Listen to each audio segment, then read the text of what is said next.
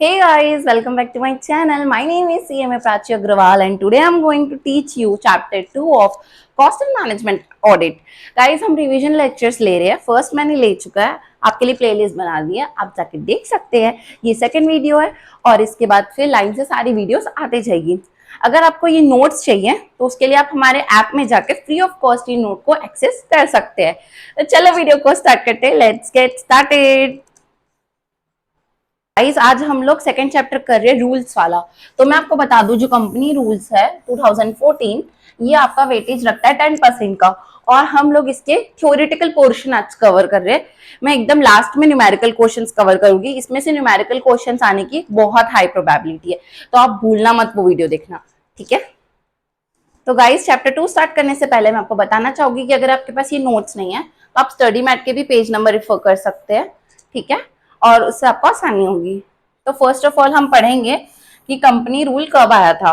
तो कंपनीज का जो रूल है, जो ऑडिट बताता है ऑडिट कैसे करना है, ऑडिट कब करना है, इसकी क्या एप्लीकेबिलिटी, क्या रिक्वायरमेंट है, वो 2014 में आया था. इसमें से एमसीक्यू क्वेश्चंस बन सकते हैं. 2014 में क्या आया था, रूल्स आया था, ठीक है. देन नेक्स्ट इंपॉर्टेंट पॉइंट्स है. जो कंपनीज एक्ट 2013 है वो हमको बताता है कि जो सेंट्रल गवर्नमेंट है उनके पास पावर है. उनके पास क्या है, पावर है. किसके पास है, सेंट्रल गवर्नमेंट के पास पावर है कि वो रूल्स को बना सकती है, मेंटेन करवा सकती है, कॉस्ट रिकॉर्ड्स एंड ऑडिट भी करवा सकती है. तो किसके पास पावर है रूल बनाने की, सेंट्रल गवर्नमेंट के पास है. ये पावर किसने दिया है, ये पावर कंपनीज एक्ट 2013 ने दिया है. किस चीज के लिए दिया है, कि वो कॉस्ट रिकॉर्ड्स एंड ऑडिट करवा सकती है, ठीक है. देन पहले ये कंपनीज एक्ट 2000 इसमें चलता था 1956 में, बट अब जब अमेंडमेंट आ गया तो 2013 के अंदर पावर मिलती है. और हमारा जो रूल्स है वो क्या है, 2014 है. आई होप आपको क्लियर हुआ होगा यहाँ तक. देन अपन के पास रूल्स है बहुत सारे. हम रूल 1 से स्टार्ट करेंगे. रूल 1 जो है वो हमको बताता है शॉर्ट टाइटल. मतलब रूल 1 का काम है बताने का कि टाइटल क्या होगा, टाइटल बताएगा वो, ठीक है. तो शॉर्ट टाइटल बताता है ये रूल जो है, वो बताता है कि जो रूल है उसको हम companies cost records and audit rules बोल सकते हैं 2014. तो अगर आपको क्वेश्चन अगर रूल 1 से आएगा, जो कि प्रोबेबिलिटी बहुत कम है, तो वो बस यही आएगा कि रूल्स कब आए थे, तो आप उनको बता देना 2014 में आया था. That's it. और सेंट्रल गवर्नमेंट के पास पावर है, ठीक है. देन नेक्स्ट रूल पढ़ते हैं. और डेट डेट भी आ सकती है. तो डेट आप ये याद रखिएगा, डेट डेट है अपनी 30 जून 2014. ये इंपॉर्टेंट है, ये भी आ सकता है कि रूल्स कब आया था. तो मैं आपको एक बार बता देती हूँ. अगर रूल 1 आएगा तो आपको क्या लिखना है, आपको लिखना है कि कंपनीज रूल जो है वो आया था 2014 में. पावर कौन देता है इसको, इसको पावर देता है सेंट्रल गवर्नमेंट. और डेट क्या थी इसकी, 30 जून 2014. तो अगर आप ये नोट्स अपनी कॉपी में बनाना चाहते हैं तो आप रूल 1 और इतना लिख लीजिए, सो दैट आपको याद रहे, ठीक है. ये रूल 1 का इंपॉर्टेंट शॉर्ट नोट है जो आपको अपनी कॉपी में बना लेना चाहिए, सो दैट आप एग्जाम के बिफोर तुरंत रिवीजन कर सको, ठीक है. अब अपन आगे बढ़ते हैं. हम पढ़ रहे कि रूल 2 क्या बताता है. तो रूल 2 जो है वो डेफिनेशन बताता है. जैसे कि हर एक्ट में सेक्शन 2 हमको डेफिनेशन बताता है, वैसे रूल 2 भी हमें डेफिनेशन बताता है. मैम किस चीज का डेफिनेशन बताता है, तो देखो डेफिनेशन बताता है कि एक्ट क्या होता है, क्या होता है कॉस्ट अकाउंटेंट इन प्रैक्टिस. ये सारी चीजें हमें कौन बताता है, rule 2 of 2014 under companies act 2013, ठीक है. तो अपन अगर इसका नोट्स बनाना होगा तो कैसे बनाएंगे, वो लास्ट में बनाएंगे. मैं पहले पढ़ा तो दो. हाँ बिल्कुल. तो देखो एक्ट का मतलब क्या होता है, कंपनीज एक्ट होता है. मतलब इस रूल्स में जहां जहां पर भी एक्ट बोलेगा उसका मतलब माना जाएगा कंपनीज एक्ट 2013, ये मतलब है इसका, ठीक है. Then cost accountant in practice का क्या मतलब होता है, ऐसा कॉस्ट अकाउंटेंट जो कि एक वैलिड सर्टिफिकेट होल्ड करता है प्रैक्टिस में. मतलब हमारी जो इंस्टीट्यूट है उन्होंने उनको एक सर्टिफिकेट दिया है कि आप प्रैक्टिस में हैं, ठीक है. तो वो जो होल्ड करता है वही होता है कॉस्ट अकाउंटेंट इन प्रैक्टिस, जो आप फ्यूचर में बनने वाले हो, ठीक है. देन कॉस्ट ऑडिटर क्या होता है, कॉस्ट ऑडिटर वो होता है जो प्रैक्टिस में तो होता है, मतलब जो अभी अपन ऊपर पढ़े कॉस्ट अकाउंटिंग इन प्रैक्टिस, वो तो होता ही होता है. उसके साथ साथ उसको बोर्ड अपॉइंट करती है. जैसे कि कोई कंपनी होती है, उसके बोर्ड ऑफ डायरेक्टर्स होते हैं. अगर वो आपको as a cost auditor appoint कर लेते हैं तो आप कॉस्ट अकाउंटेंट इन प्रैक्टिस से कॉस्ट ऑडिटर बन जाते हैं, ठीक है. कौन अपॉइंट करता है, बोर्ड, ठीक है. नेक्स्ट कॉस्ट ऑडिटर रिपोर्ट क्या होती है, मतलब जिसमें जो ऑडिटर है उसने साइन किया हो. अगर वो ऑडिटर साइन कर देगा रिपोर्ट में तो वो कॉस्ट ऑडिट रिपोर्ट बन जाती है, ठीक है। देन कॉस्ट रिकॉर्ड्स क्या होता है? Cost records books of accounts होता है, जैसे कि फाइनेंशियल स्टेटमेंट्स होते हैं, उसमें क्या होता है? Trading account, PL account. वैसी हमारी कॉस्टिंग में क्या होगा? हमारी कॉस्टिंग में होगा जो भी अपना यूटिलाइजेशन अपन मटेरियल, लेबर, अदर आइटम जैसे यूटिलिटीज, ओवरहेड्स, ये सब जो चीजें अपन क्लासिफाई करते हैं उसको हम बोलते हैं कॉस्ट रिकॉर्ड्स, ठीक है। देन कॉस्ट रिकॉर्ड्स एक बुक्स ऑफ अकाउंट्स होती है जिसमें हम लोग material, labour and other details देते हैं। इंस्टीट्यूट मतलब जो हमारी इंस्टीट्यूट है आईसीएमआई। तो अगर आपको रूल्स मैं बता देती हूँ शॉर्ट, अगर आपको लिखना होगा तो आप लिख सकते हो। रूल 2, रूल 2 क्या बताता है? डेफिनेशन, ठीक है। ये एग्जाम में नहीं आएगा वैसे, बट फिर भी पता होना चाहिए कि रूल 2 क्या होता है, डेफिनेशन होता है। बहुत बेसिक डेफिनेशन है, आप लिख लो। Act, cost accountant, cost auditor, cost audit report, cost records and institute. ये बस कीवर्ड्स लिख लो सो दैट आपको क्लिक हो जाए कि किस चीज को डिफाइन किया गया है रूल्स के अंदर। हम लोग पढ़ रहे हैं बहुत इंपॉर्टेंट सेक्शन जो कि रूल 3 है, जो आपको बताता है कि कॉस्ट रिकॉर्ड्स कब मेंटेन करना है, कौन मेंटेन करेगा, कैसे मेंटेन करेगा, ठीक है। तो ये बहुत इंपॉर्टेंट है। तो देखो सबसे पहले तो हमको पता चलता है कि कॉस्ट रिकॉर्ड जो है वो हम लोग का domestic company and foreign company बनाती है, ठीक है। अगर आपकी कंपनी डोमेस्टिक है या फॉरेन है, उस केस में आपको कॉस्ट रिकॉर्ड्स बनाना मैंडेटरी है। इसके साथ ही साथ अगर आपकी कंपनी गुड्स या सर्विस प्रोड्यूस करती है, गुड्स या सर्विस प्रोड्यूस करती है, तो उस केस में आपको मैंडेटरी क्या है कि आप कॉस्ट रिकॉर्ड्स बनाओ। अगर आपकी कंपनी का टर्नओवर इस साल 35 करोड़ या उससे ज्यादा, 35 करोड़ या उससे ज्यादा हो गया, उस केस में आपको कॉस्ट रिकॉर्ड्स बनाना मैंडेटरी है। बट अगर आपकी कंपनी स्मॉल या माइक्रो है तो उस केस में आपको बनाने की जरूरत नहीं है, ठीक है। तो रूल 3 अगर आप शॉर्ट में लिखना चाहो तो आप लिख सकते हो, डोमेस्टिक कंपनी या फॉरेन कंपनी या फिर जो कंपनी गुड्स एंड सर्विसेज बना रही वो, अगर कोई कंपनी छोटी है, स्मॉल या माइक्रो है, तो उसको बनाने की जरूरत नहीं है। और अगर 35 करोड़ या मोर आपका टर्नओवर हो रहा है, टर्नओवर, ठीक है, तो उस केस में आपको क्या करना है? इट्स टर्नओवर, ठीक है। तो आपको 100% मैंडेटरी है। क्या है मैंडेटरी? कि आप कॉस्ट रिकॉर्ड्स मेंटेन करें, ठीक है। देन अब आगे बढ़ते हैं नेक्स्ट मोस्ट इंपॉर्टेंट रूल की तरफ, जो कि रूल 4 है। अब हम पढ़ रहे हैं रूल 4 एप्लीकेबिलिटी। एप्लीकेबिलिटी मतलब कब ऑडिट एप्लीकेबल होगा। मैम रिकॉर्ड्स तो बना दिए, ऑडिट भी करवाना पड़ेगा। हाँ, बट सबको नहीं करवाना है, कुछ लोगों को ऑडिट करवाना है। तो किनको करवाना है वो अभी बताती हूँ। देखो, अगर आप कॉस्ट ऑडिट करवाना चाहते हो तो 2 सेक्टर होते हैं, रेगुलेटेड एंड नॉन रेगुलेटेड। हर की अलग अलग रिक्वायरमेंट है। अगर आप रेगुलेटेड सेक्टर पे है तो आपका टर्नओवर 50 करोड़ से मोर होना चाहिए और टर्नओवर 25 करोड़ से मोर होना चाहिए, ठीक है। मैम ओवरऑल इंडिविजुअल क्या होता है? देखो, अगर कोई कंपनी है वो एक से ज्यादा प्रोडक्ट बना रही है, जैसे नेस्ले मैगी भी बनाती है एंड अदर चीजें भी बनाती है, तो उसका ओवरऑल कब होगा? जब वो उसकी सारी प्रोडक्ट को हम एक साथ ले लेंगे और उसका टर्नओवर देखेंगे, तो उस केस में वो क्या होगा? 50 करोड़ से ज्यादा अगर हो जाता है तो उसके ऊपर ऑडिट एप्लीकेबल हो जाती है। बट वही अगर सिर्फ मैगी का देख रहे हैं तो फिर उस केस में हम देखेंगे कि 25 करोड़ से मोर होना चाहिए, ठीक है। वही अगर हम नॉन रेगुलेटेड सेक्टर पे देखते हैं तो ऐसे सेक्टर जो रेगुलेटेड नहीं है। मैम कैसे पता चलेगा कि कौन सा रेगुलेटेड है, कौन सा नॉन रेगुलेटेड है? तो उसकी एक लिस्ट है, 6 चीजें हैं जो रेगुलेटेड है, वो मैं आपको अभी बताती हूँ। और उसके अलावा जो भी चीजें हैं वो सारी नॉन रेगुलेटेड है, ठीक है। तो नॉन रेगुलेटेड में क्या आएगा? अगर ओवरऑल टर्नओवर मतलब जैसे मैंने बताया सारे प्रोडक्ट का मिलाकर अगर देखेंगे तो 100 करोड़ और मोर, और एक प्रोडक्ट का देखोगे तो 35 करोड़ और मोर अगर होता है तो उस केस में आपको ऑडिट करवाना मैंडेटरी रिक्वायरमेंट है, ठीक है। और रिकॉर्ड्स का क्या बताई थी? 35 करोड़ और मोर। रिकॉर्ड्स 35 करोड़ और मोर ऑडिट करवाने के लिए 2 ग्रुप है, रेगुलेटेड, नॉन रेगुलेटेड। रेगुलेटेड का 50, 100 और रेगुलेटेड का क्या है? आई एम सॉरी, रेगुलेटेड का क्या अपना 50 और 25 और नॉन रेगुलेटेड का 100 और 35। ये आपको अच्छे से याद करके जाना, एग्जाम में से क्वेश्चन आते ही आते हैं और सब जगह और मोर है, ठीक है। मतलब अगर उतना हो जाएगा तो भी और उससे ज्यादा हो जाएगा तो भी। इसको मैं एक फ्लो चार्ट के माध्यम से आपको समझा देती हूँ जो कि आप कॉपी में बना लो सो दैट आपको याद रहे, ठीक है। मेरे साथ लिख लो कॉपी में। इंडिविजुअल और इसका मतलब है एक से ज्यादा। अब हम यहाँ देख रहे हैं टर्नओवर्स, ठीक है। तो इसमें क्या आएगा? रेगुलेटेड सेक्टर पे रेगुलेटेड सेक्टर पे आएगा, इंडिविजुअल का अपना देखा था अपन ने 25 करोड़ और मोर, और इसमें क्या देखा था अपन 35 करोड़ और मोर, इसमें क्या था 50 करोड़ और मोर, इसमें क्या था 100 करोड़ और मोर। ठीक है, ये फ्लो चार्ट आपकी कॉपी में होना चाहिए, आपको लर्न होना चाहिए एकदम अच्छे से। इसके साथ साथ अब मैं आपको बताऊंगी कि रेगुलेटेड सेक्टर में कौन कौन आता है। सेक्टर में क्या आएगा, इसकी लिस्ट मैंने बना दी, आप देख सकते हैं।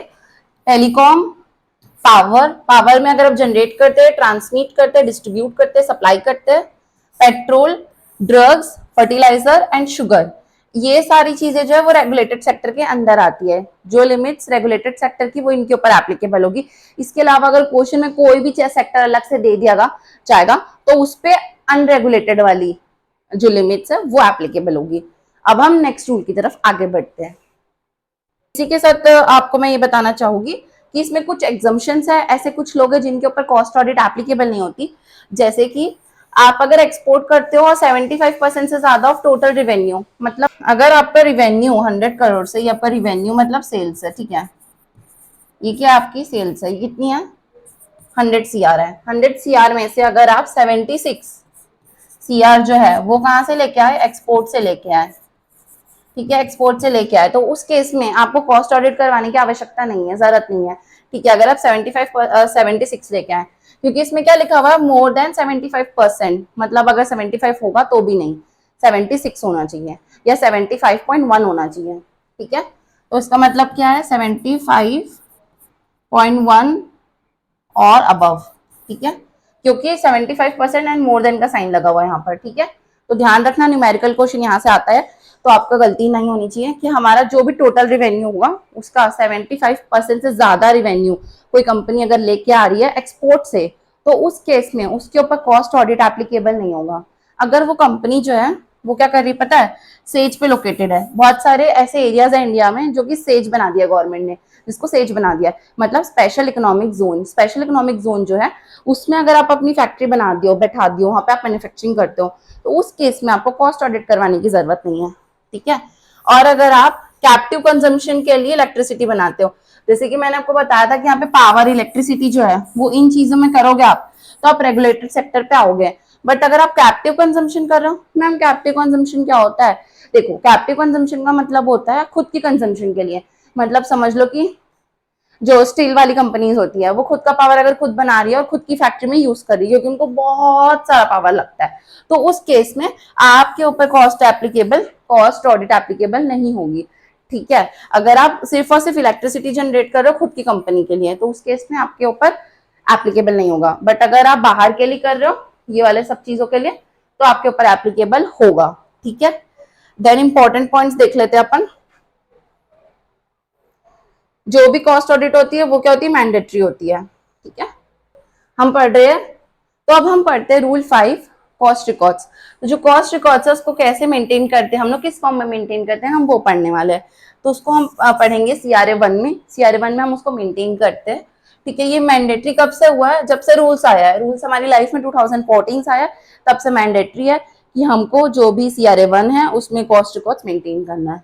ठीक है, रिकॉर्ड क्या होना चाहिए, पर यूनिट बेसिस में होना चाहिए, आपका production, operation, sales and margin का आपको बताना है। सम इंडस्ट्री जो कि कॉफी है, टी है, मिल्क प्रोडक्ट एंड इलेक्ट्रॉनिक्स है, उनके ऊपर पहले से एप्लीकेबल नहीं था, बाद में एप्लीकेबल हुआ, 2015 में एप्लीकेबल हुआ। हमारे ऊपर 2014 से एप्लीकेबल था।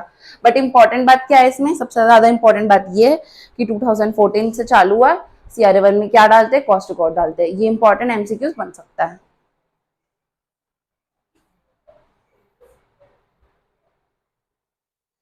जो CRA1 है वो मंथली, क्वार्टरली, हाफ ईयरली या एनुअली भी आप डाल सकते हो। ठीक है, कैसे डाल सकते हो, monthly, quarterly, half yearly, annually, कैसे भी डाल सकते हो। CRA1 में कॉस्ट रिकॉर्ड्स बनाते हैं। कौन सी कंपनीज बनाती है, जो 35 करोड़ या उससे ज्यादा का जिनका टर्नओवर होता है। ठीक है, नेक्स्ट रूल की तरफ बढ़ते हैं अपन, बट उससे पहले मैं आपको बता देती हूँ कि CRA1 का फॉर्मेट क्या होता है। तो देखो CRA1 का फॉर्मेट जो होगा, so material, employ, utility, direct expense, ये सारी चीजें मैं आपको डिटेल में नहीं पढ़ाऊंगी क्योंकि रिवीजन लेक्चर है। और ये सारी चीजें ना जो आप कॉस्ट शीट बनाते हो ना वहीं से आई है, तो आप वो अगर आपको लर्न है तो ये आपसे आसानी से बन जाएगी। एग्जाम में इससे आने के चांसेस बहुत लो है, तो टेंशन वाली बात नहीं है।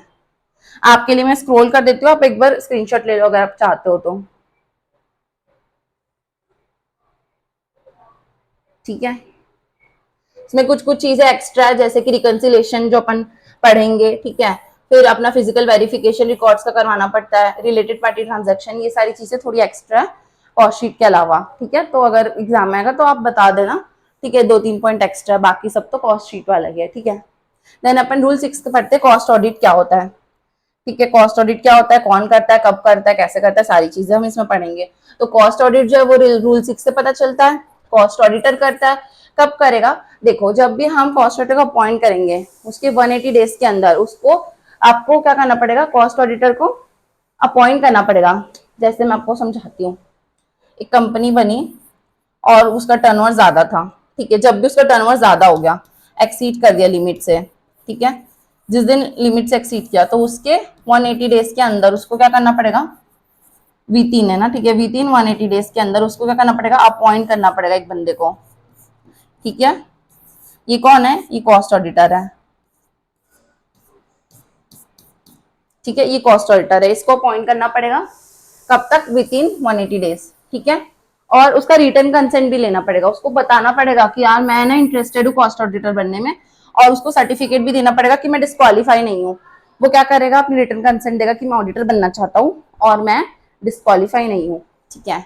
फिर हम क्या करेंगे, CRA 2 में, CRA 2 में हम क्या करेंगे, हम अपॉइंटमेंट जो किए हैं ऑडिटर का, इस बंदे का जो अपॉइंटमेंट हुआ है वो हम जाके गवर्नमेंट को बता देंगे।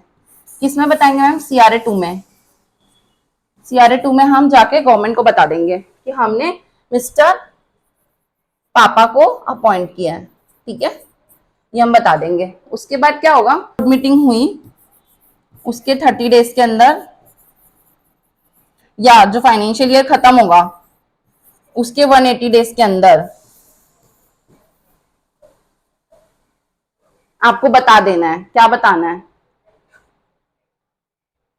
यहां पर एंड नहीं स्टार्ट होगा, ठीक है, स्टार्ट, ठीक है। क्या बताना है, को ये बताना है कि हमने इस बंदे को अपॉइंट कर लिया है सेंट्रल गवर्नमेंट को, ठीक है, जो मैंने अभी बताया वहां पर। फिर से पूरा समराइज कर देती हूँ एक बार आप लोग के लिए। हम लोग कंपनी जो है जब उसका टर्नओवर एक्सीड होगा कभी भी साल में, तो वो 180 डेज के अंदर अंदर एक कॉस्ट ऑडिटर अपॉइंट करेगी जो बताएगा कि मैं डिस्क्वालीफाई नहीं हूँ और मैं कॉस्ट ऑडिटर बनना चाहता हूँ। वो कंपनी बता देगी CRA 2 में। CRA 2 में सेंट्रल गवर्नमेंट को जब बताएगी तो इसका टाइम लिमिट क्या है, तो इसका टाइम लिमिट होगा जब भी बोर्ड मीटिंग होगी उसके 30 दिन के अंदर, या तो फिर जब फाइनेंशियल ईयर चालू हुआ था उसके 180 डेज के अंदर, ठीक है। I hope ma'am cost auditor आ तो गया, वो जाएगा कब, बड़ी जल्दी तो मैं भगाने की। तो देखो अगर कोई कॉस्ट ऑडिटर आ जाता है तो उसकी रिक्वायरमेंट है कि वो रिपोर्ट सबमिट करेगा। रिपोर्ट जो सबमिट करेगा वो कब करेगा, जो साल है वो खत्म हो जाएगा तब उसके, साल खत्म होने के, कब खत्म होता है साल यार, बहुत ईजी है, 31 मार्च। तो 31 मार्च से लेके 6 महीने तक, मतलब 180 डेज होता है ना। तो ये जो 180 डेज के अंदर का टाइम पीरियड है ये वाला, इसके बीच में वो क्या करेगा, रिपोर्ट सबमिट कर देगा अपनी। कौन सी रिपोर्ट मैम, कॉस्ट ऑडिट की रिपोर्ट। जो वो कॉस्ट ऑडिट किया होगा ना उसकी जो रिपोर्ट होगी वो सबमिट कर देगा इस टाइम पीरियड के अंदर, या फिर वो उससे पहले भी कर सकता है ना अगर रेडी है तो जब भी कॉस्ट रिपोर्ट सबमिट कर देगा, उसका काम क्या है, हम कॉस्ट ऑडिटर क्यों अपॉइंट करते हैं मैम, कॉस्ट ऑडिटर इसलिए अपॉइंट करते हैं ताकि वो क्या करे, रिपोर्ट बनाए। तो रिपोर्ट कब तक बनाएगा, कभी भी बना के सबमिट कर सकता है, या तो फिर साल खत्म होने के 180 दिन तक उसको सबमिट कर देना है मैक्सिमम। तो उन दोनों काम करने से मतलब ये दोनों और वाला ऑप्शन है ना। तो कॉस्ट रिपोर्ट जब भी वो सबमिट कर देता है उसके बाद उसका काम खत्म है, वहीं तक वो अपॉइंटमेंट करता है, ठीक है। उसकी अपॉइंटमेंट तब तक ही रहती है मैम। बट हमें बहुत गुस्सा अगर हम उसको निकाल दिए तो आप रिमूव कर सकते हो। आपको गुस्सा आया और आप निकाल दे किसी ऑडिटर को, तो उसके लिए आपको एक बोर्ड रेजोल्यूशन पास करना है। सिर्फ और सिर्फ एक बोर्ड रेजोल्यूशन पास करो और उसको अपॉर्चुनिटी भी देनी पड़ेगी। अगर उसको कुछ कहना सुनना है वो भी तो बात करनी पड़ेगी ना। हो सकता है कि बोर्ड जो है वो बदमाश है, ऑडिटर है अच्छा आदमी, और ऑडिटर को पता चल गया है कि बोर्ड ने क्या क्या बदमाशी की है, तो उस केस में हमेशा ऑडिटर को अपॉर्चुनिटी मिलती है अपनी बातें कहने की स्टेक होल्डर को, ताकि वो सच बता सके, ठीक है। तो लॉ क्या करता है, अपॉर्चुनिटी देता है। और उसके बाद फिर आपको जो बोर्ड है, हो सकता है ना वो बदमाशी से रिमूव कर रहा हो तो उसको रीजन बताना पड़ेगा कि आपने इस भले इंसान बेचारे ऑडिटर को क्यों निकाला, ठीक है। तो 3 चीजें हो गई, रिमूवल करना है तो बोर्ड रेजोल्यूशन पास करो, रिटर्न में आपको रीजन देना पड़ेगा क्यों निकाल रहे हो, और उसको अपॉर्चुनिटी मिलेगी बोलने की कि मतलब उसकी साइड की जो भी स्टोरी होगी वो खुद बोलेगा, ठीक है। तो यहाँ तक आपको क्लियर हो गया होगा, बहुत इंपॉर्टेंट है, इसको अच्छे से करके जाना। अब हम CRA 3 क्या होता है वो पढ़ेंगे।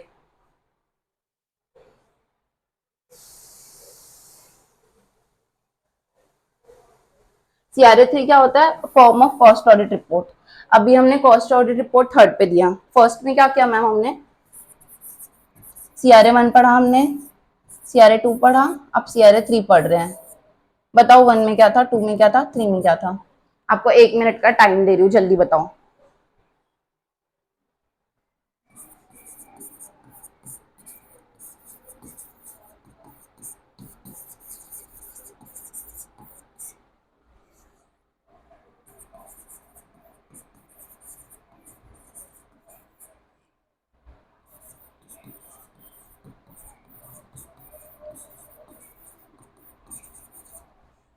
तो देखो मैंने लिखा है, फर्स्ट में हमने कॉस्ट रिकॉर्ड्स मेंटेन करवाया, सेकंड में हमने अपॉइंटमेंट किया ऑडिटर का और सेंट्रल गवर्नमेंट को बताया, थर्ड में हम क्या कर रहे हैं?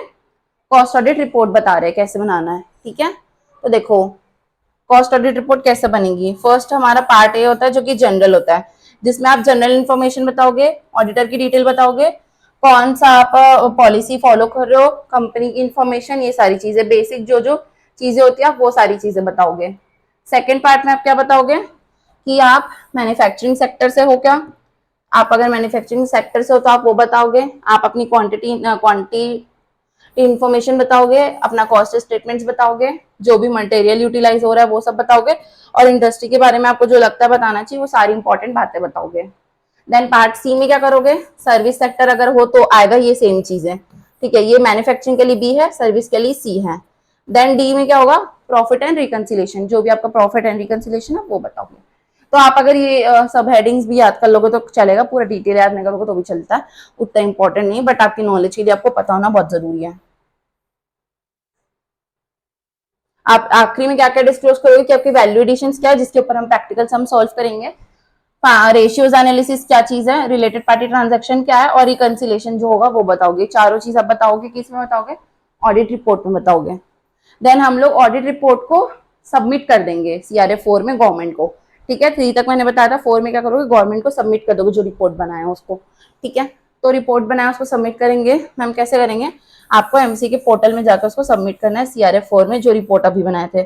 मैं आपको एक फ्लो चार्ट से समझाती हूँ। जो ऑडिटर था मैंने अभी आपको बताया था, वो क्या किया? कंपनी को रिपोर्ट बना के दे दिया। कितने दिन में दिया मैम? वो 180 डेज में दिया। किसमें दिया मैम? वो CRA 3 में दिया। अब जो कंपनी है वो क्या करेगी? MCA के पोर्टल में जाके सबमिट कर देगी रिपोर्ट को। ठीक है, कितने दिन में करेगी? 30 डेज में करेगी। ठीक है, किस में करेगी? CRA 4 में। ठीक है, ये अपने कॉपी में बना लो। ये कौन है? ऑडिटर है, मिस्टर पापा।